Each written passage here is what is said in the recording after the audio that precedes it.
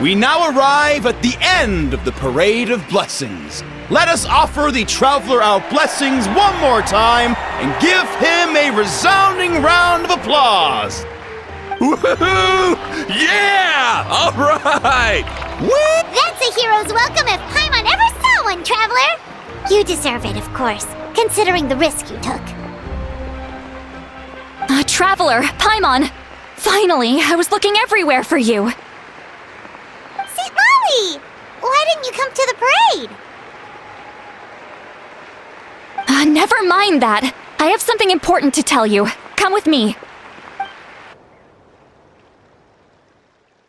I went to revisit the revelations in my dreams as soon as you came back from battle. But I couldn't fall asleep just anywhere. I needed somewhere private. I didn't want anyone to overhear me sleep talk or watch me contort myself into some weird position. Anyway, that's not the important part. It's about Mavuika's death. Her fate hasn't changed at all. What? Didn't you defeat the bad guy behind all this? Does that mean the war isn't over? No. The disaster is over, but my dreams never lie. That's why I came to find you. I need to know what I'm missing. Where is Mavuika right now? Did she tell you what she's planning? She said she was going to restore the Night Kingdom. Compared to fighting the Abyss, that should be pretty easy, right? Easy? Not so much. We can't restore the ley lines without the Lord of the Night, and I'm not sure she has enough power to do it on her own. The Lord of the Night is weak right now. She told us that herself, remember? I'll admit, restoring the ley lines is simpler than reconstructing them entirely, but it's still no easy feat. True. If the Lord of the Night could restore the ley lines by herself, all Mavuika would need to do is tell her we won. Not even that. The Lord of the Night knows the ley lines better than anyone. I'm sure she knew of your victory before us all. Point being, this matter is far more complicated than the Archon made it out to be. We need to get to the bottom of this. Mavuika has accepted her death, remember? For her to let someone else dictate her end, there can only be one possibility. She must think the outcome of her death is worth it. The moment Mavuika used the Ruler of Death's power, death was demanded in return. Not necessarily as repayment for her aid, but as a rule. That means Mavuika doesn't have to just sacrifice herself to the Ruler of Death. She can still use her death to get something in return. Then let's get going! Where do you think she went? Could it be where we found the source mechanism? The Lord of the Night should now be able to appear anywhere in Natlan. What we need to know is where the Ruler of Death can be summoned. According to the Lord of the Night, the Ruler of Death is one of the Shining Shades, an extremely elusive figure. Even woven scrolls dating back thousands of years have nearly no mentions of her. Right! Xbalanque created the rules of Natlan by borrowing power from the Ruler of Death. That means he's met her before! Wait, do you think Xbalanque could have met the Ruler of Death in Cinder City? The one they call... Natlan? It's very likely. After all, Natlan was built on the site of a previous dragon city. It's known as the first city of the Pyro Archon. Alright, then let's head over right away! It's not easy to get there, so follow me. I'll take you.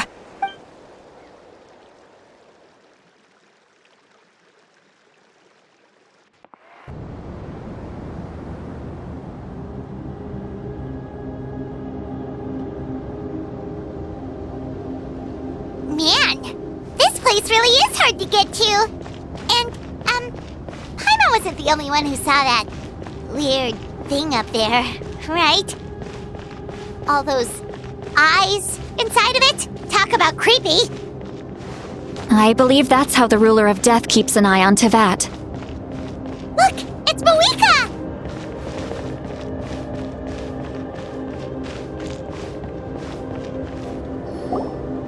I have grown weary of the endless wait. The fate of this land is of no interest to me anymore. However, you humans managed to meet the expectations of the heavenly principles. For that result, you deserve praise.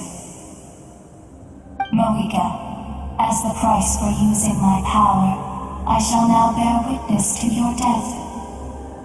And with you, the war that your nation has waged for more than 1,000 years shall meet its end.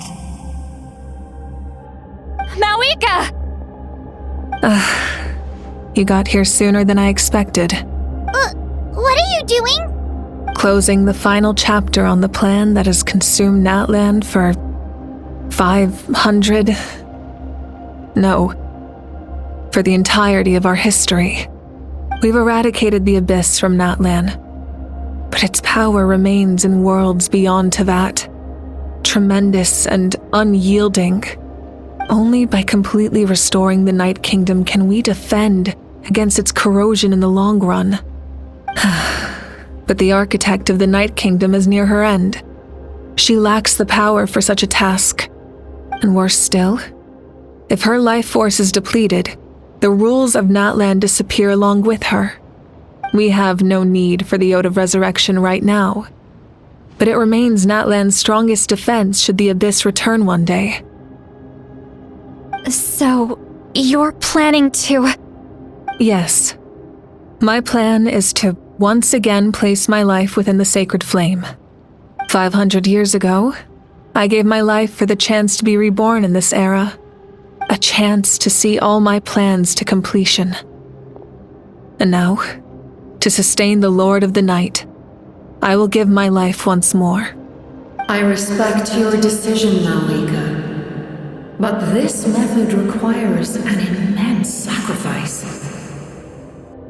The flames of your life force are exceedingly strong. But a life sustained by fire is one destined to die out one day.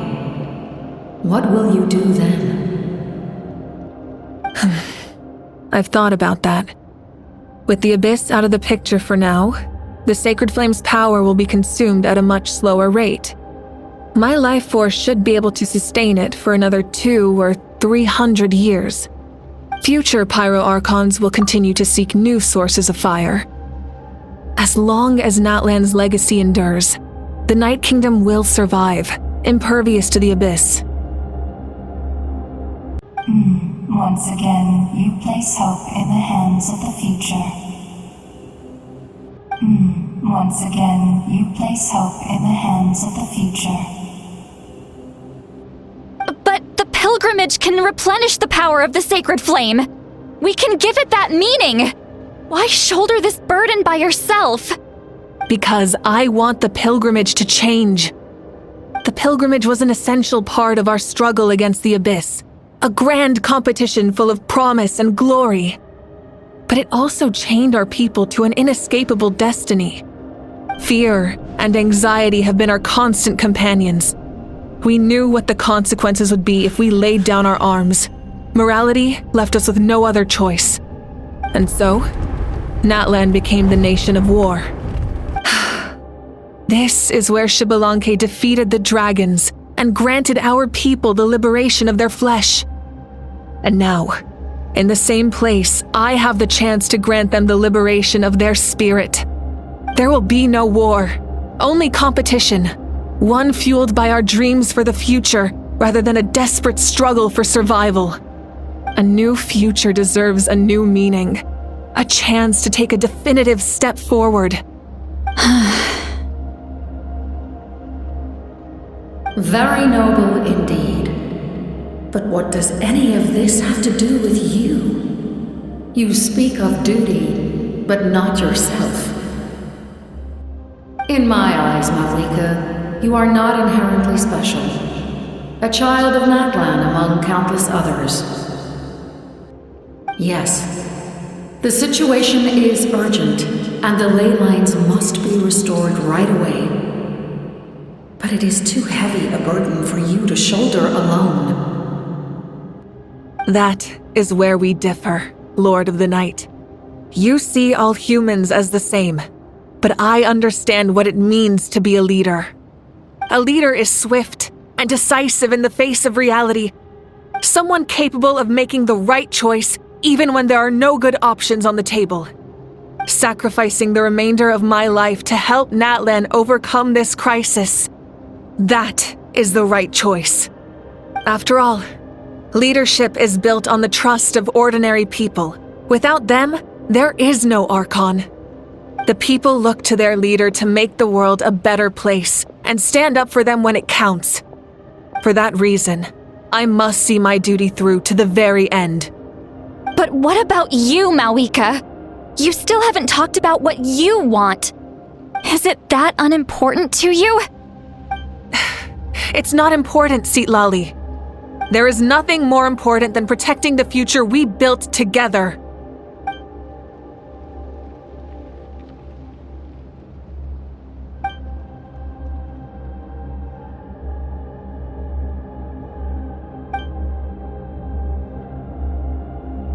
I shall accept Mavuika's sacrifice for the Lord of the Night as her death, and I will bear witness to the very end. Thus concludes the deal I made with Xbalanque several thousand years ago. Lord of the Night, you may now begin.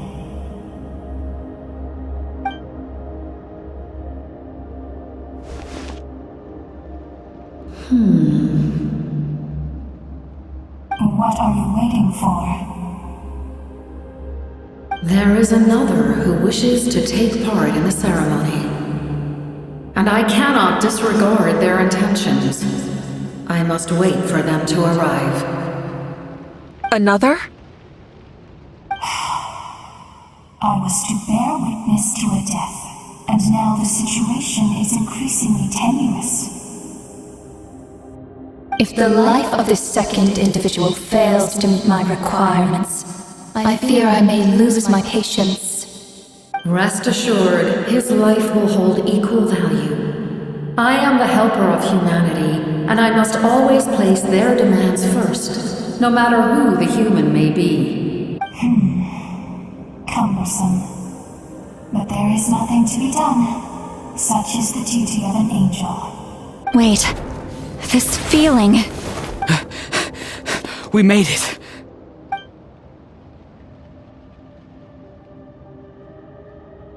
Thank you for showing me the way. The captain? The other individual you mentioned. It was him? Indeed. Like you, he carries many lofty ideals. Mavuika, I understand how you feel.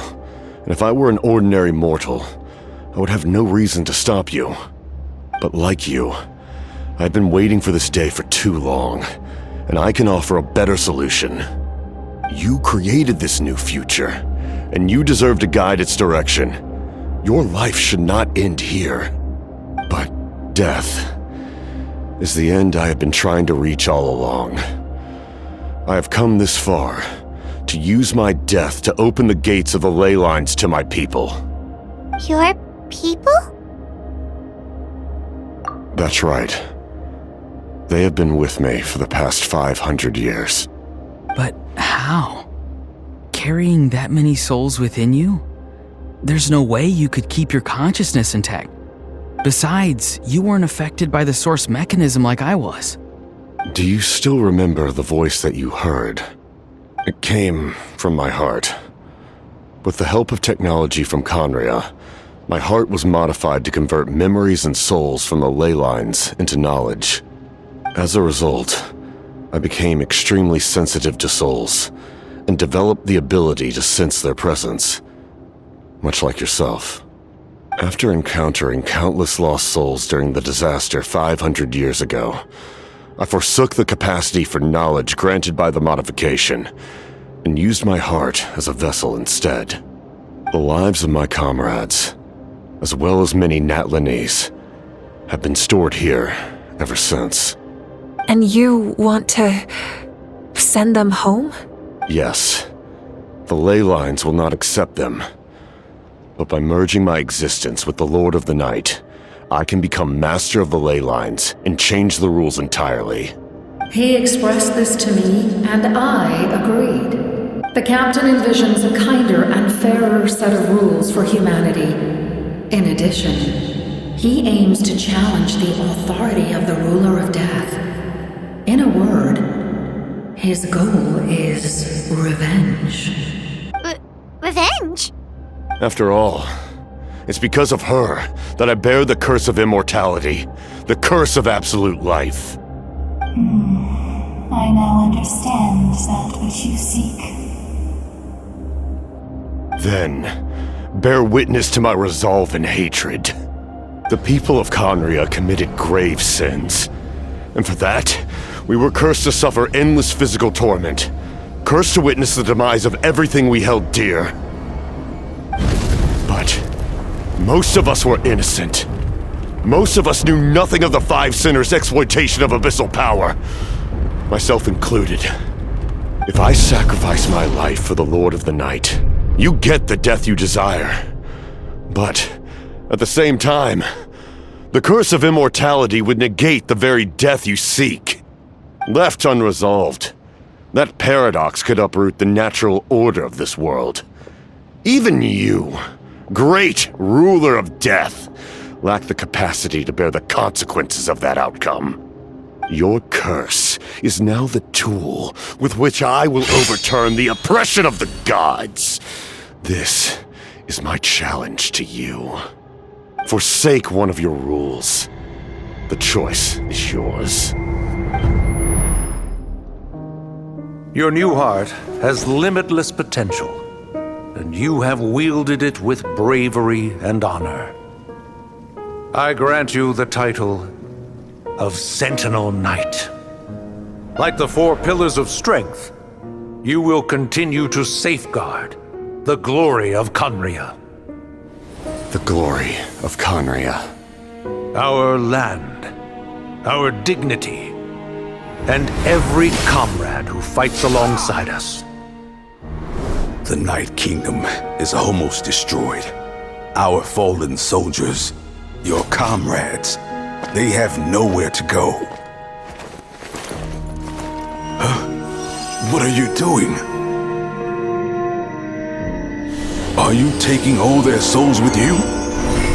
You're just an ordinary person. You can't bear that kind of burden. No hero should have to wander alone.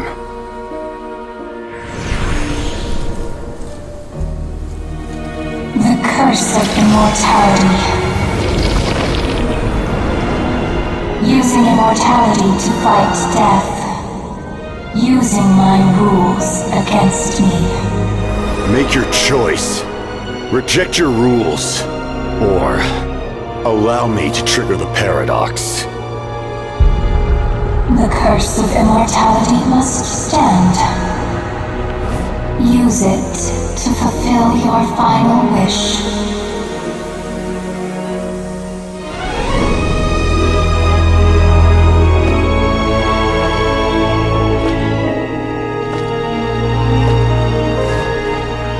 Well fought, my lord.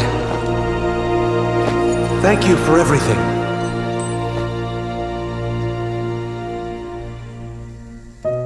This time, let's go together. Yes. Let's go together.